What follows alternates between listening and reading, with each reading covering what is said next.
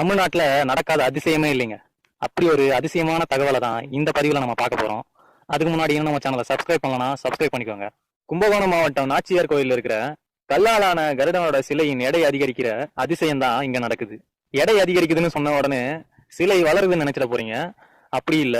வருடா வருடம் மாசி பங்குனி மாதங்கள்ல இந்த கோயிலுக்கு திருவிழா நடக்கிறது ஒரு வழக்கமா இருக்கு. இந்த திருவிழாவின் போது கருவறையில இருக்கிற கல் கருடனோட சிலைய ஊர்வலமா கொண்டு வரது ஒரு வழக்கம். அப்படி கருடன் சிலைய கருவறையில இருந்து தூக்கும் போது 4 பேர் சேர்ந்து தூக்க ஆரம்பிப்பாங்களாம். அதுக்கப்புறம் ஒரு அடியா எடுத்து வைக்கும் போது 4 பேரா சேர்ந்துகிட்டே போவாங்களாம். கடைசியில 100க்கும் அதிகமான பேர் சேர்ந்து தூக்க வேண்டிய ஒரு கட்டாயம் ஏற்படுமா. இதுக்கு காரணம் என்னன்னு பாத்தீங்கன்னா கருடனோட சிலை எடை அதிகரிக்கிறது தான் காரணம்னு சொல்றாங்க. இந்த அதிசயம் மட்டும்தான் இங்க நடக்குதான்னு கேட்டீங்கன்னா இல்ல.